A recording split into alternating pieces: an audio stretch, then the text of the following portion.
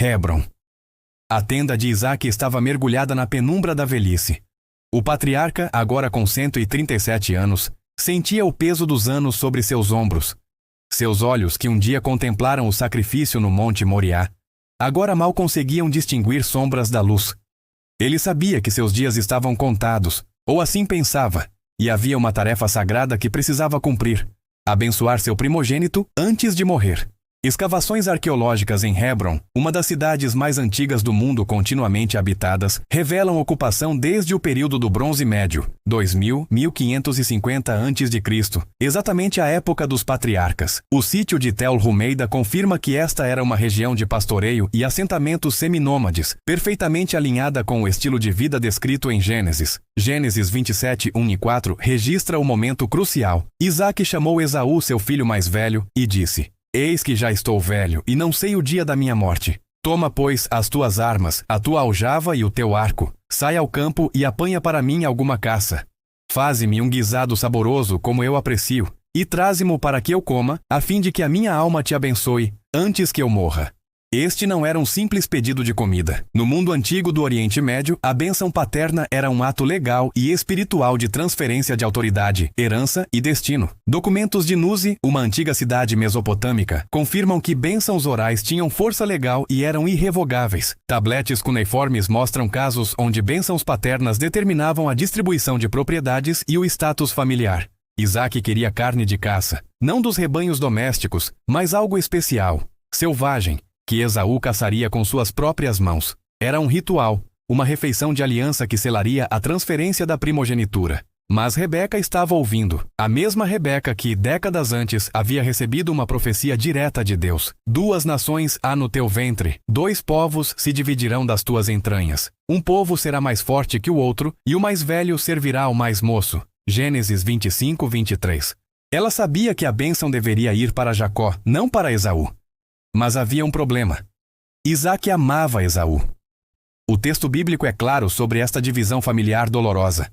Isaque amava a Esaú, mas Rebeca amava a Jacó. Gênesis 25, 28. Era uma família quebrada por favoritismo. Rebeca agiu rapidamente. Chamou Jacó e revelou o plano de Isaque. Então, ela propôs algo audacioso e moralmente questionável. Vai ao rebanho e traze-me de lá 2 bons cabritos, e farei deles um guisado saboroso para teu pai, como ele aprecia. Levá-lo-ás a teu pai, para que coma, a fim de que te abençoe antes da sua morte. Gênesis 27, 9 e 10. Jacó não objetou por razões morais. Sua preocupação era prática. Eis que Esaú, meu irmão, é homem peludo, e eu, homem liso. Se meu pai porventura me apalpar, serei a seus olhos como enganador. Assim, trarei eu sobre mim maldição e não bênção. Gênesis 27, 11 e 12.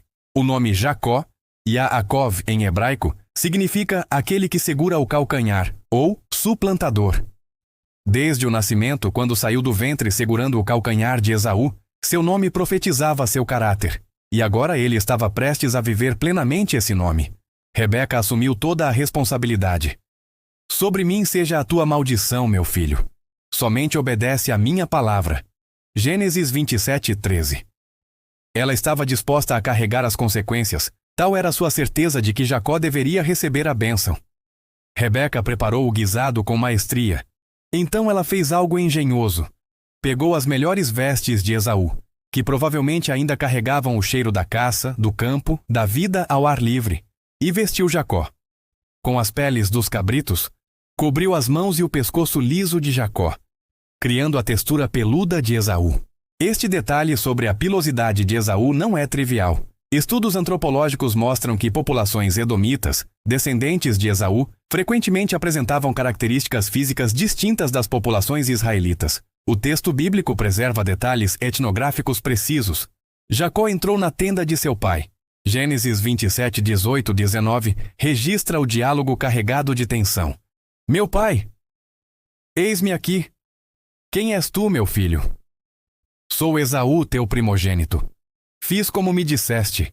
Levanta-te, peço-te, assenta-te e come da minha caça, para que a tua alma me abençoe. Mentira após mentira. Cada palavra era uma traição. Mas Jacó estava comprometido com o plano. Isaque estranhou.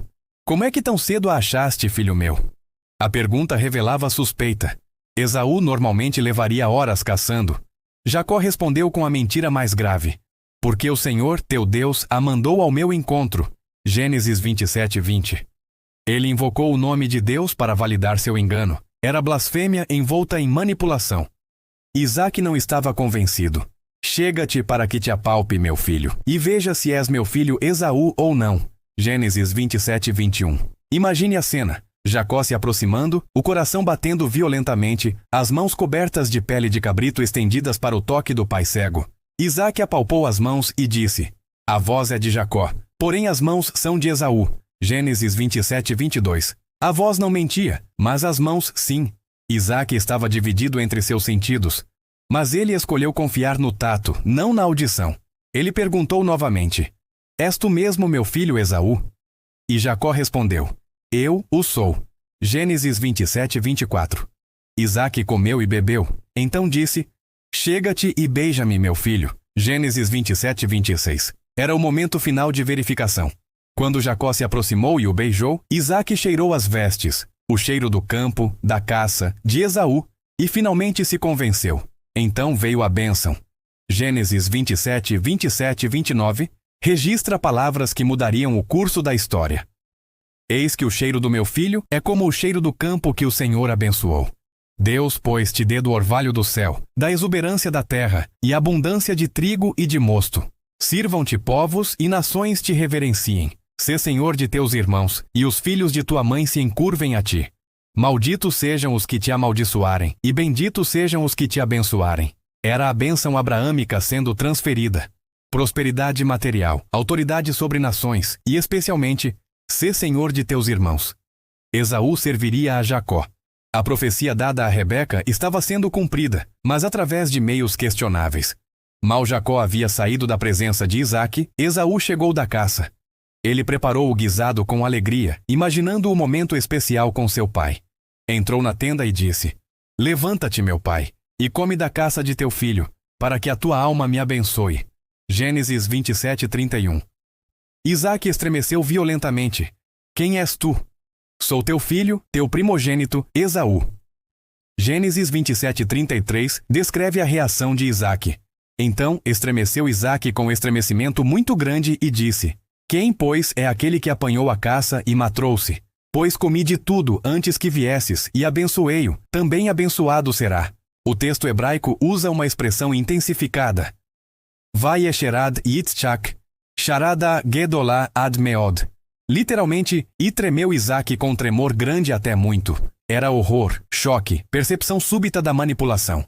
Quando Esaú compreendeu, bradou com grande e muito amargo brado e disse a seu pai: Abençoa-me também a mim, meu pai.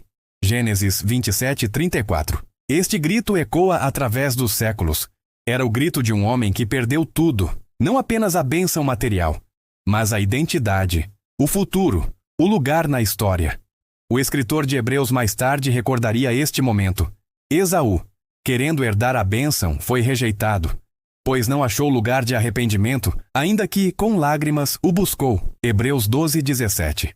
Isaque explicou: Veio teu irmão astuciosamente e tomou a tua bênção.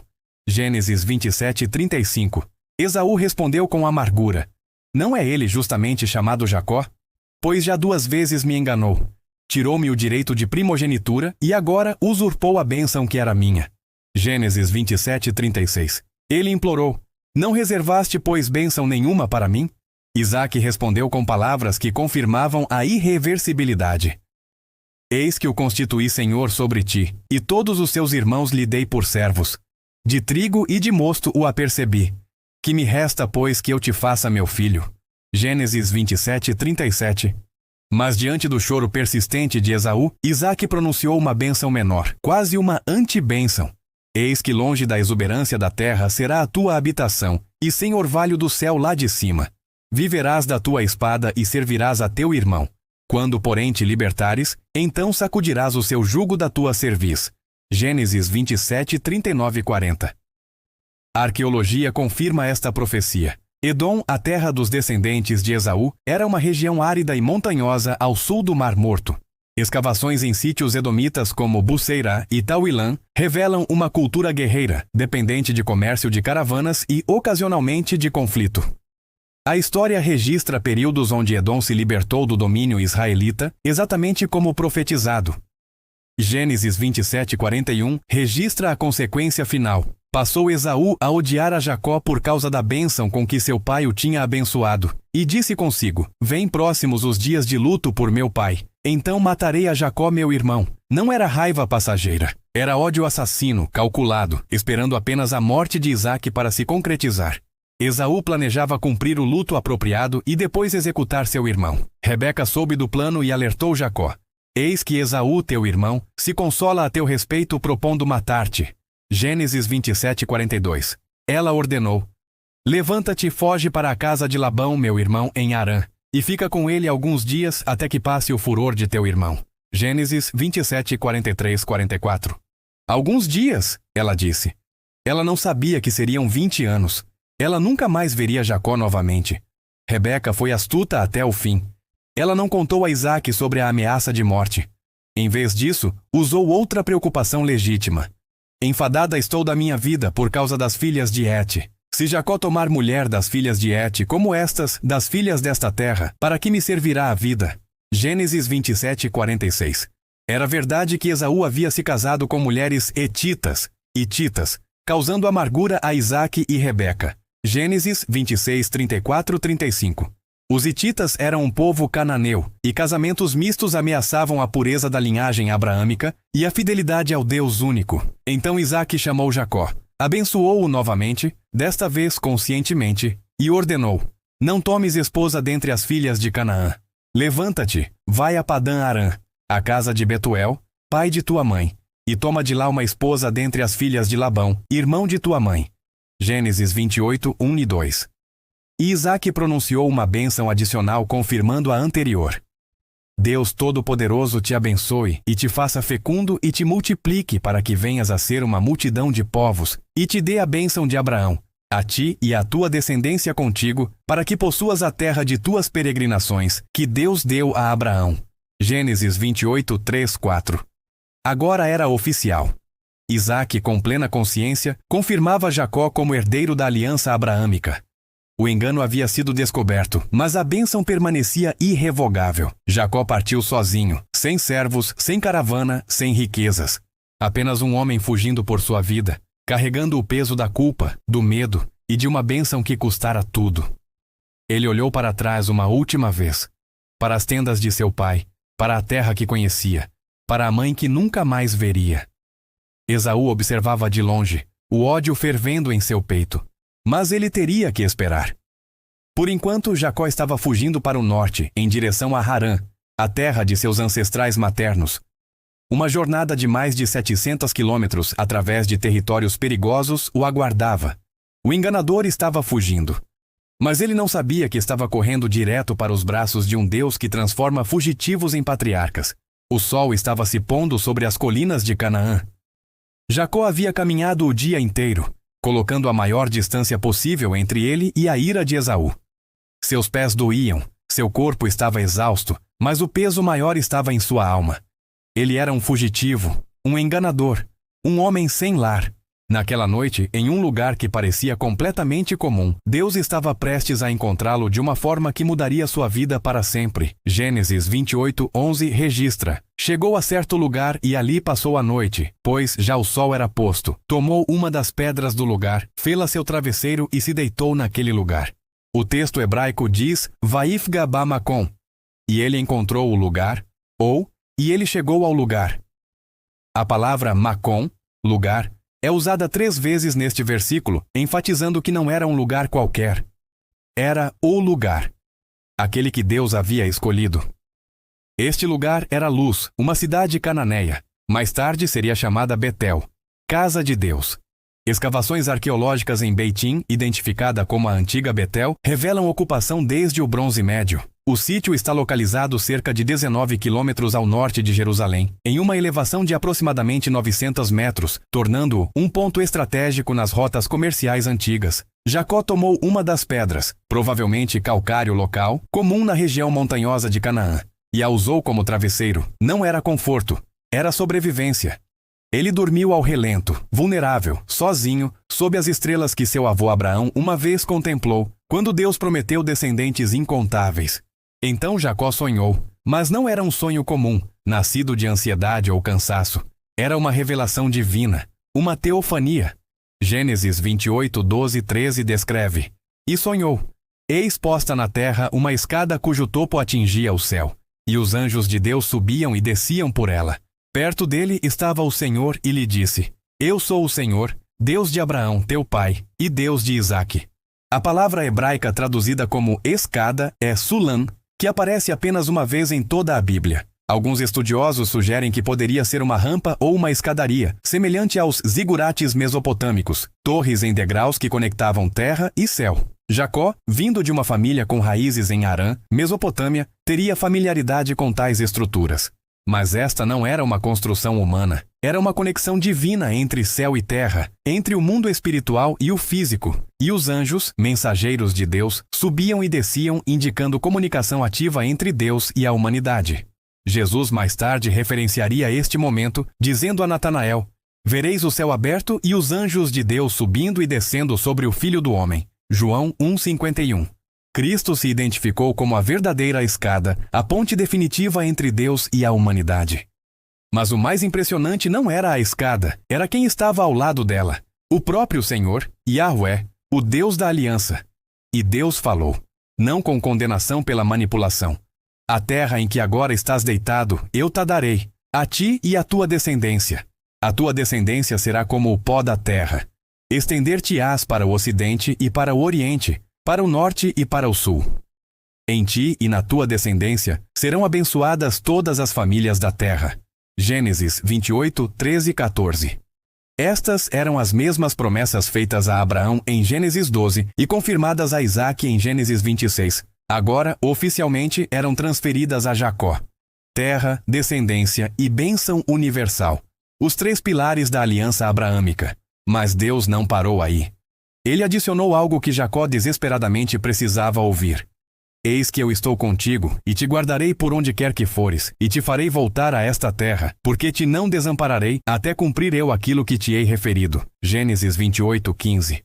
Leia novamente. Eu estou contigo. Não estarei. Tempo futuro. Mas estou. Presente contínuo. Deus já estava com Jacó. Mesmo quando ele não percebia. Mesmo na fuga. Mesmo na culpa, mesmo no deserto, te guardarei por onde quer que fores. Proteção divina em território estrangeiro, entre povos desconhecidos, em perigos invisíveis. Te farei voltar a esta terra. Uma promessa de retorno. Jacó não morreria no exílio. Ele voltaria. Não te desampararei. A palavra hebraica azav significa abandonar, deixar, desertar. Deus estava fazendo um juramento. Eu nunca te abandonarei.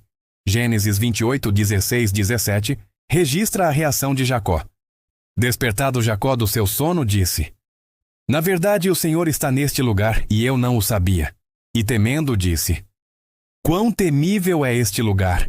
É a casa de Deus, a porta dos céus. E eu não o sabia.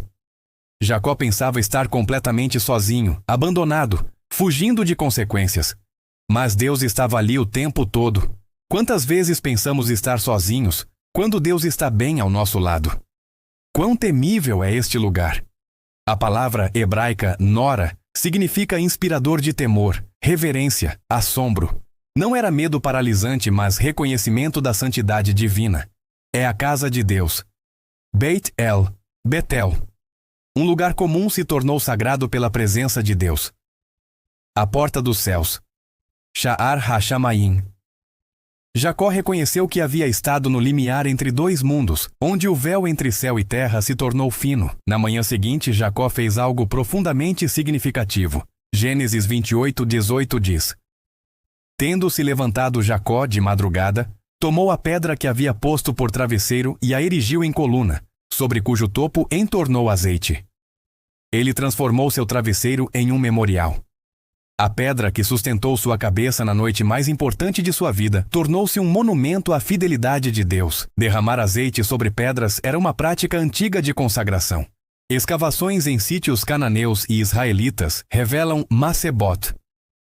Pilares de pedra ungidos, usados como memoriais religiosos. O azeite simbolizava a presença e unção divina. Esta prática de erigir pedras memoriais é documentada em toda a região. Em Gezer, arqueólogos descobriram 10 grandes pilares de pedra calcária, alguns com mais de 3 metros de altura, datados do Bronze Médio, confirmando que esta era uma prática comum na época patriarcal. Então, Jacó fez um voto. Gênesis 28, 20 e 22 registra suas palavras. Se Deus for comigo e me guardar nesta jornada que empreendo, e me der pão para comer e roupa que me vista, de maneira que eu volte em paz para a casa de meu pai, então o Senhor será o meu Deus, e a pedra que erigi por coluna será a casa de Deus. E de tudo quanto me concederes, certamente eu te darei o dízimo. Alguns criticam Jacó por este voto, sugerindo que ele estava barganhando com Deus. Se fizeres isto, então farei aquilo. Mas uma leitura mais cuidadosa revela algo diferente. Jacó estava respondendo às promessas que Deus já havia feito. Deus disse: Estou contigo e te guardarei. Jacó respondeu: Se Deus for comigo e me guardar. Deus disse: Te farei voltar a esta terra. Jacó respondeu: De maneira que eu volte em paz. Não era barganha, era fé respondendo à promessa. Jacó estava dizendo: Se tu cumprires o que prometeste, e eu creio que cumprirás, então eu te servirei completamente. E ele prometeu 3 coisas específicas. 1. O Senhor será o meu Deus. Um compromisso de lealdade exclusiva. No mundo antigo, onde cada família tinha seus deuses, Jacó estava escolhendo Yahvé como seu Deus pessoal. 2. Esta pedra será a casa de Deus. Ele prometeu retornar a este lugar e estabelecer um centro de adoração. Promessa que ele cumpriria em Gênesis 35. 3. Certamente te darei o dízimo. Esta é a primeira menção de dízimo na Bíblia desde que Abraão deu o dízimo a Melquisedeque em Gênesis 14, 20. Jacó estava comprometendo 10% de tudo que Deus lhe desse. Gênesis 29, 1 marca a transição. Então, prosseguiu Jacó na sua jornada e foi para a terra dos filhos do Oriente. A expressão hebraica Vaisa Yaakov Haglav literalmente significa e Jacó levantou seus pés. Após o encontro em Betel, havia leveza em seus passos. Ele ainda era um fugitivo, ainda carregava culpa, ainda enfrentaria consequências, mas agora ele não estava sozinho. Terra dos Filhos do Oriente refere-se à região da Mesopotâmia, especificamente Harã, localizada no que hoje é o sudeste da Turquia. Esta era uma jornada de aproximadamente 700 quilômetros, através de territórios áridos, montanhosos e potencialmente perigosos. Rotas comerciais antigas conectavam Canaã à Mesopotâmia, seguindo o crescente fértil. Caravanas de mercadores, pastores nômades e viajantes usavam essas rotas há séculos. Jacó estava seguindo os passos de seu avô Abraão, que fizera a jornada inversa décadas antes. O encontro em Betel revela algo fundamental sobre o caráter de Deus. Ele encontra pessoas em seus momentos mais baixos.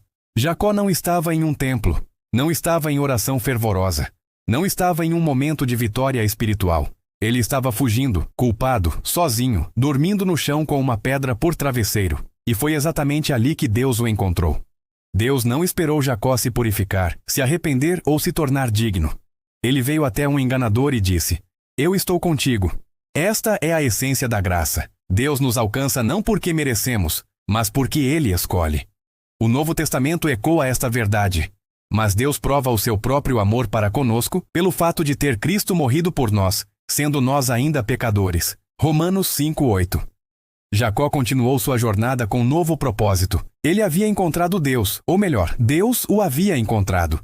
As promessas estavam seladas, a proteção estava garantida, o retorno estava assegurado, mas à frente estava Harã, a casa de Labão, seu tio. Jacó não sabia que encontraria amor, traição, trabalho árduo e manipulação. Ele não sabia que o enganador seria enganado. Ele não sabia que os próximos 20 anos o moldariam de maneiras que ele jamais imaginaria. A escada de Betel havia conectado céu e terra. Agora Jacó precisava aprender a viver essa conexão no mundo real, com pessoas reais, em situações reais. A jornada estava apenas começando. Dias se transformaram em semanas, enquanto Jacó atravessava o deserto sírio em direção a Harã. Cada passo o levava mais longe de casa e mais perto de um futuro desconhecido. Mas as promessas de Betel ecoavam em seu coração. Eu estou contigo. Ele não sabia que estava prestes a experimentar o amor à primeira vista, um amor tão intenso que faria 7 anos parecerem dias, mas também não sabia que esse amor seria testado por engano, ironia divina e anos de rivalidade familiar. Gênesis 29, 2-3 descreve a cena. Viu um poço no campo e 3 rebanhos de ovelhas que estavam deitados junto a ele. Porque daquele poço davam de beber aos rebanhos, e havia uma grande pedra sobre a boca do poço.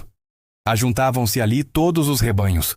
Os pastores removiam a pedra da boca do poço, davam de beber às ovelhas e tornavam a pôr a pedra no seu lugar, sobre a boca do poço. Este não era um poço comum. Era o ponto central da vida pastoral em Harã. Poços eram cruciais no mundo antigo, fontes de vida em regiões áridas, pontos de encontro social e frequentemente locais onde destinos se cruzavam. Arqueólogos identificam Harã com a moderna Harran, no sudeste da Turquia, perto da fronteira com a Síria. Escavações revelam que era um importante centro comercial e religioso no 2º milênio a.C., famoso pelo templo do deus Luasim.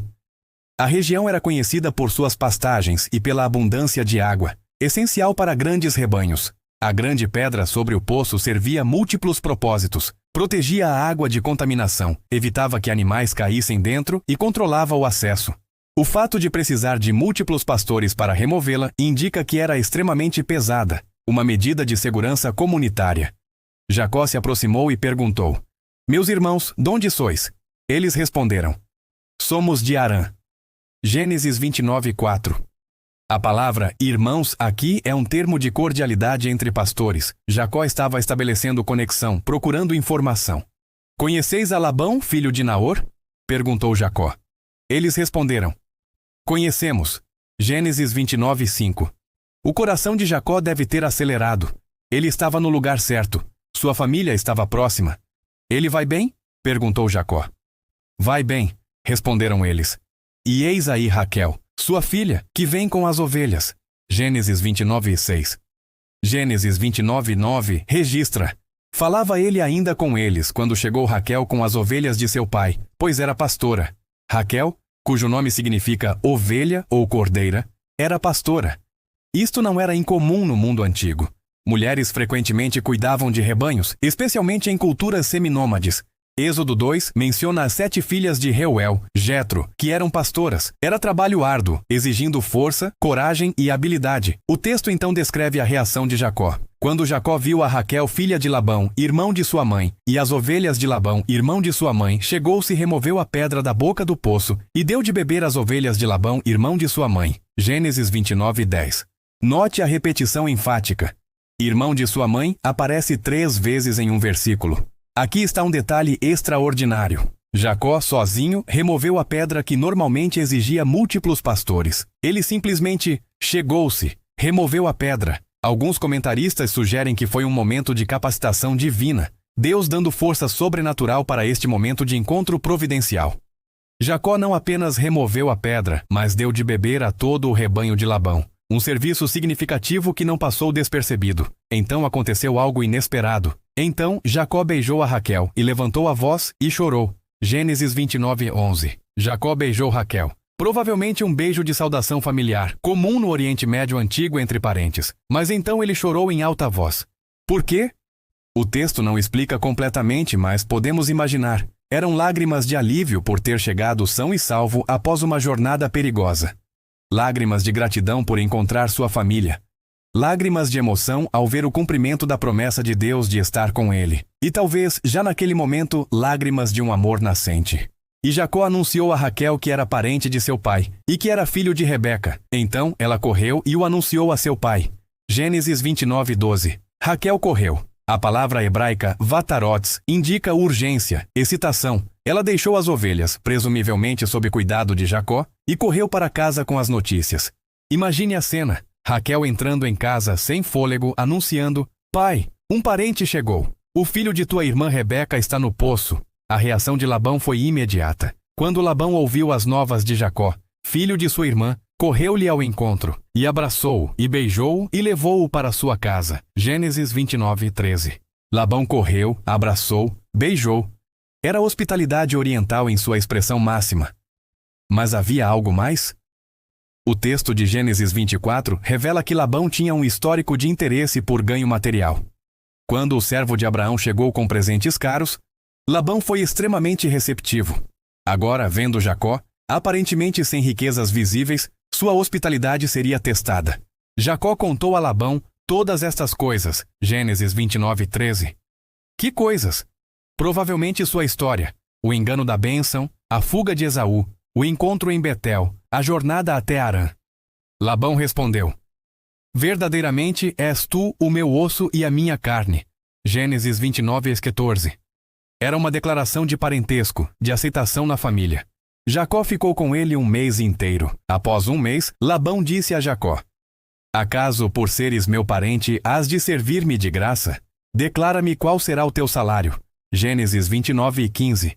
Era uma pergunta justa. Jacó estava trabalhando, provavelmente cuidando dos rebanhos de Labão, mas sem acordo formal. No mundo antigo, acordos de trabalho eram cruciais. Documentos de nuse mostram contratos detalhados entre empregadores e trabalhadores, especificando salários, condições e duração. O texto então apresenta formalmente as duas filhas. Labão tinha duas filhas. O nome da mais velha era Lia e o nome da mais moça, Raquel. Lia tinha olhos baços, mas Raquel era formosa de porte e de semblante. Gênesis 29:16-17. A descrição é interessante. Olhos baços. A palavra hebraica hakot pode significar suaves, delicados ou sem brilho. Alguns traduzem como olhos fracos. Não era necessariamente um defeito, mas em contraste com Raquel, Lia ficava em segundo plano. Raquel, por outro lado, era Yefat Toar Vifat Maré, bela de forma e bela de aparência. Era beleza completa, física e facial. O mesmo termo foi usado para descrever Sara, Gênesis 12:11, e Rebeca, Gênesis 24:16.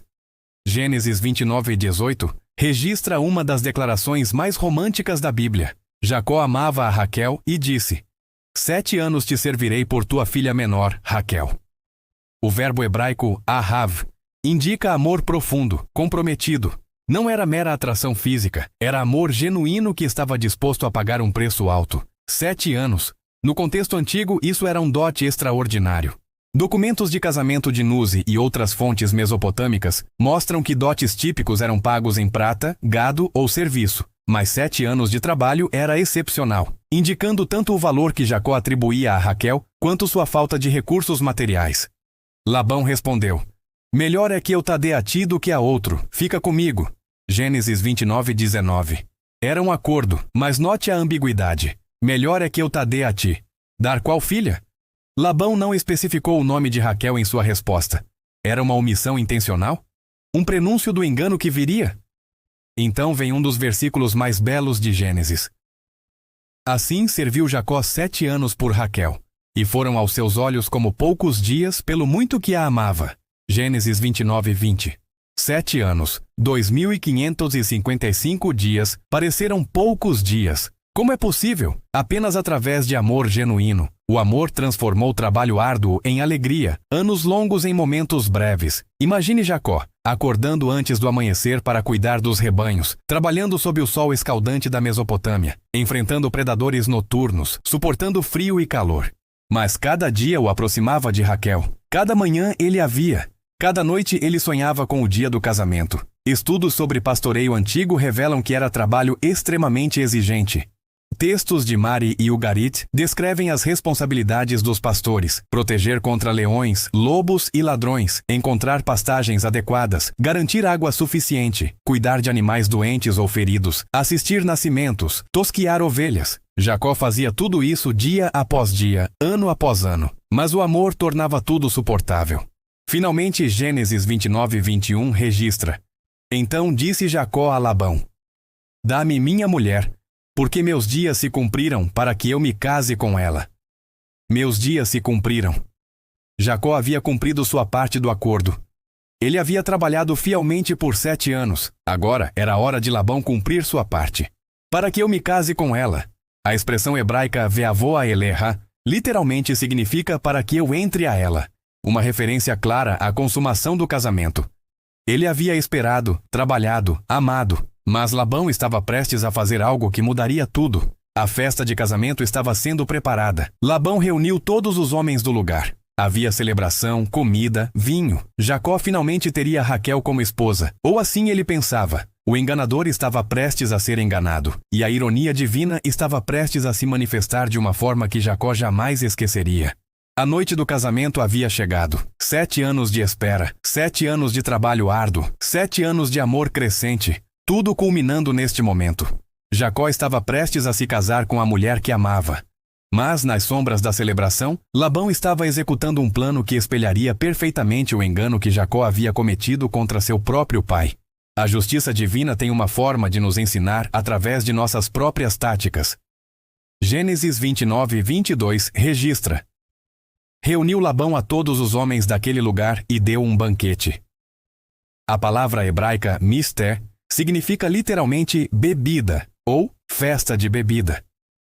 Casamentos no mundo antigo do Oriente Médio eram celebrações elaboradas que duravam dias, às vezes uma semana inteira.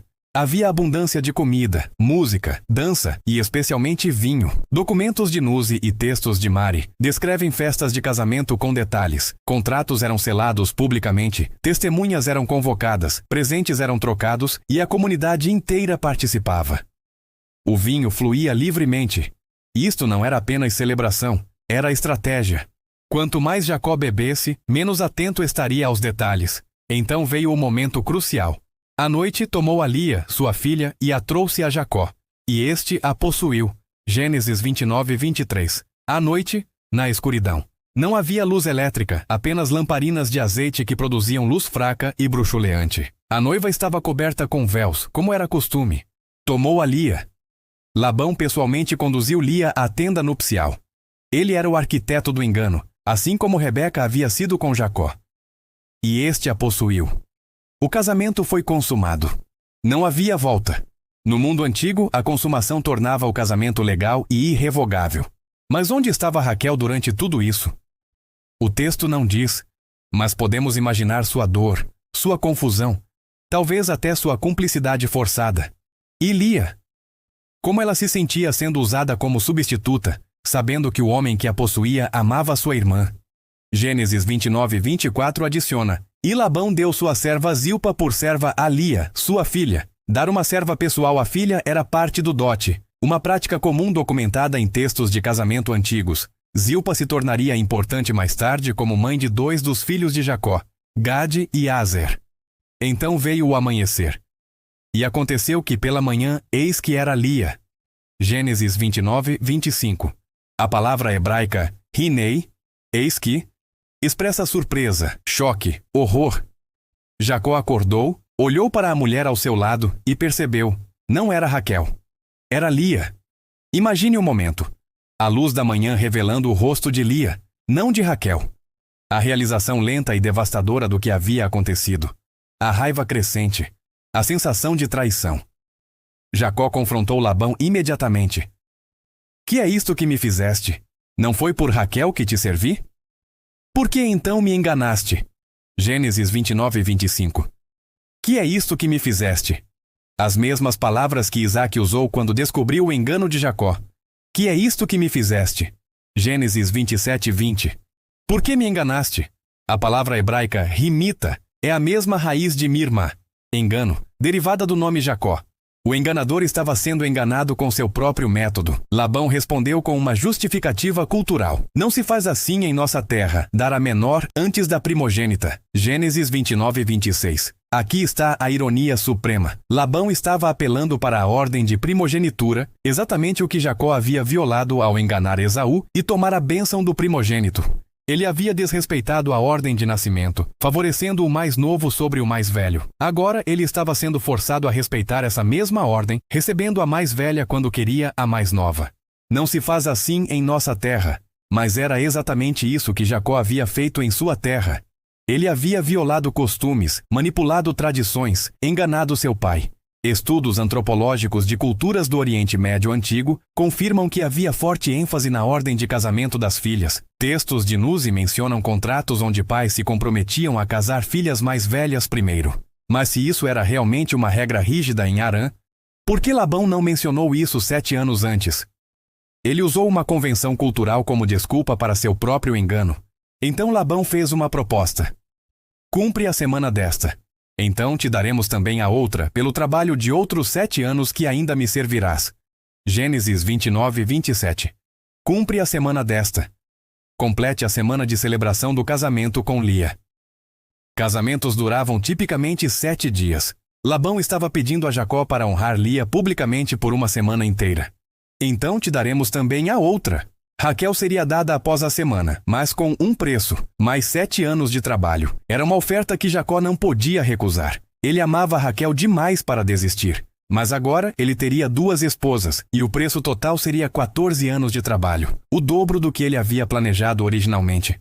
Jacó o fez e cumpriu a semana de Lia. Então, Labão lhe deu por mulher Raquel, sua filha. Gênesis 29, 28. Jacó concordou. Ele passou uma semana com Lia. Uma semana que deve ter sido amarga para ambos. Lia sabia que não era amada. Jacó sabia que havia sido enganado. Mas ele cumpriu. E no final da semana, finalmente, Raquel foi dada a ele. E Labão deu sua serva Bila por serva a Raquel, sua filha. Gênesis 29, 29. Assim como Zilpa foi dada a Lia, Bila foi dada a Raquel. Estas 2 servas também se tornariam mães de filhos de Jacó. Bila daria à luz Dan e Naftali. O palco estava montado para um drama familiar complexo. Um homem, 2 esposas, 2 servas e eventualmente 12 filhos nascidos de rivalidade e competição. Gênesis 29, 30 resume a situação. Então Jacó possuiu também a Raquel, e amava mais a Raquel do que a Lia, e serviu com Labão ainda outros 7 anos. Amava mais a Raquel do que a Lia. O texto é brutalmente honesto. Não era que Jacó não tivesse nenhum afeto por Lia, mas seu amor por Raquel era incomparavelmente maior. Lia passaria sua vida inteira tentando ganhar o amor de seu marido. Raquel viveria com a segurança do amor, mas com a agonia da infertilidade. As 2 irmãs se tornariam rivais amargas, e serviu com Labão ainda outros 7 anos. Mas note a diferença. Os primeiros 7 anos foram aos seus olhos como poucos dias, pelo muito que a amava. Gênesis 29, 20. Estes segundos 7 anos? Não há tal descrição. Eram apenas trabalho, obrigação, pagamento de uma dívida. Então Deus interveio. Vendo o Senhor que Lia era desprezada, fez-a fecunda. Raquel, porém, era estéril. Gênesis 29, 31. O Senhor viu. Deus não estava distante. Ele observava o drama humano e respondia com compaixão. Lia era desprezada. A palavra hebraica senuá significa odiada ou não amada. Mas Deus a compensou com fertilidade, enquanto Raquel, a amada, permanecia estéril. Esta é uma inversão divina comum nas Escrituras. Deus frequentemente abençoa os desprezados, os rejeitados, os não escolhidos. Sara, Rebeca e Raquel, todas as matriarcas, experimentaram infertilidade antes de Deus intervir. Mas Lia, a desprezada, concebeu imediatamente. Lia concebeu e deu à luz um filho. Ela o chamou Ruben, dizendo: porque o Senhor atendeu a minha aflição. Por isso, agora me amará meu marido. Gênesis 29, 32. Ruben, Reuven, significa vede, um filho, ou ele viu minha aflição. Era um grito de esperança. Talvez agora, com um filho, Jacó a amaria. Ela concebeu novamente e deu à luz outro filho, Simeão, Shimon. Porque o Senhor ouviu que eu era desprezada. Gênesis 29, 33. Um terceiro filho nasceu, Levi. Levi. Desta vez se unirá mais a mim, meu marido, porque lhe dei 3 filhos. Gênesis 29, 34. Levi significa unido ou ligado. Lia ainda esperava que os filhos comprassem o amor de Jacó. Finalmente, um 4º filho, Judá. Yehudá. Desta vez louvarei ao Senhor. Gênesis 29, 35. Judá significa louvor. Algo havia mudado em Lia. Ela parou de buscar o amor de Jacó e começou a louvar a Deus, e então, significativamente, cessou de ter filhos. Gênesis 29, 35. Jacó enganou seu pai cego. Labão o enganou na escuridão da noite. Jacó se disfarçou como seu irmão mais velho. Lia foi disfarçada como sua irmã mais nova. Jacó roubou a bênção do primogênito. Agora foi forçado a aceitar a primogênita. Jacó causou dor a Esaú. Agora causava dor a Lia. Jacó separou-se de seu irmão. Agora causava separação entre 2 irmãs. Deus estava ensinando Jacó através da experiência. Ele estava sentindo na própria pele o que significa ser enganado, manipulado, usado. Era disciplina divina, mas também graça. porque através desta dor, Jacó seria transformado. Esta história levanta questões profundas sobre soberania divina e responsabilidade humana. Deus havia prometido que o mais velho servirá ao mais moço. Gênesis 25, 23. A promessa seria cumprida. Jacó receberia a bênção. Mas os métodos humanos de Rebeca e Jacó foram corretos? Claramente não. O engano era pecado, a manipulação era errada. Mas Deus, em sua soberania, usou até mesmo o pecado humano para cumprir seus propósitos. E agora, através de Labão, Deus estava disciplinando Jacó. Hebreus 12, 6 diz: porque o Senhor corrige a quem ama e açoita a todo filho a quem recebe. O engano de Labão era pecado, mas Deus o usou como ferramenta de refinamento. Os 4 filhos de Lia se tornariam tribos fundamentais em Israel. Ruben, a tribo que perderia a primogenitura por pecado, mas permaneceria parte de Israel. Simeão, a tribo que seria dispersa em Israel por causa da violência em Siquém. Levi, a tribo sacerdotal, escolhida para servir no tabernáculo e templo. Judá, a tribo real, da qual viria o rei Davi, e finalmente o Messias, Jesus Cristo. Da dor de Lia, da rivalidade entre irmãs, da família disfuncional de Jacó, Deus traria salvação para o mundo. O leão da tribo de Judá nasceria desta linhagem complicada e quebrada. Mas a história estava longe de terminar. Raquel ainda era estéril e sua dor estava apenas começando. A rivalidade entre as irmãs se intensificaria. Servas seriam dadas como concubinas. Mais filhos nasceriam, 8 mais, totalizando 12. Haveria José, o filho amado de Raquel, que se tornaria o favorito de Jacó, repetindo o ciclo de favoritismo que causara tanta dor. Haveria mais enganos também. Jacó enganaria Labão com os rebanhos. Labão mudaria o salário de Jacó 10 vezes. Haveria fuga, perseguição e finalmente reconciliação tensa. E um dia Jacó teria que retornar a Canaã. Teria que enfrentar Esaú. Teria que lutar com Deus em Peniel e receber um novo nome, Israel. A jornada de transformação estava apenas começando. O enganador estava sendo moldado, quebrado, refinado. E através de todo o processo doloroso, Deus estava cumprindo suas promessas. Porque o Deus de Betel não abandona seus escolhidos. Ele os disciplina, os transforma, os usa, apesar de suas falhas, através de suas dores, para sua glória. Esta é a história real de Jacó.